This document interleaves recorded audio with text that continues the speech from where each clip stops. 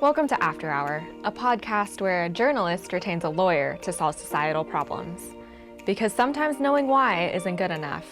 We need to know what we can do. Sometimes we need more than truth. We need hope. I'm Jane Steele, your host and investigative journalist here with Joseph, the managing partner of Tsang & Associates. The topic today is the hostage of asylum seekers.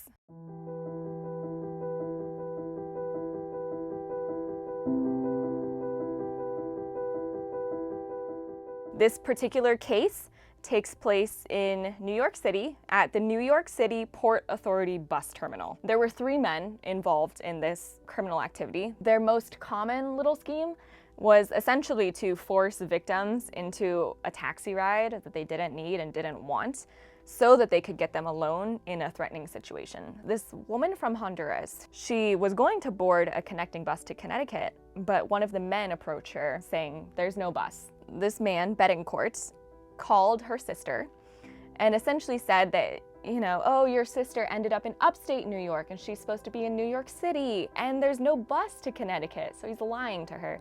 And then he says, don't worry about it. I'll put them in a taxi. It'll be $3 a mile. I'll get them to you. He ultimately, over those hours, demanded $900 from her family members in order to drop her off at an agreed meeting spot.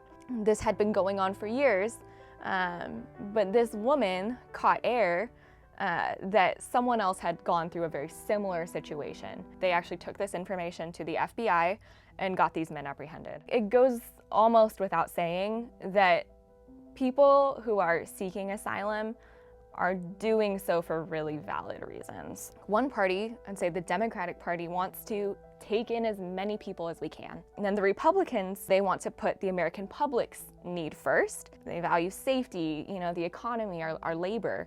And then under those conditions, accept as many refugees as possible. I really do see the logic of both sides. But what I find unjust is that these asylum seekers are then being extorted. It just seems like who loses, the person that loses, is the person who needs the most help. I really would love your take on what we should do as a nation to have these conversations, have these debates, but then make sure that we're still protecting the people we're setting out to protect. Maybe the government can take on the responsibility of integrating them into society as an option program. What will help is an orientation. We have so many problems in every way, shape, and form, but these people can potentially help. I think the US is very naive and in a way not capitalistic enough.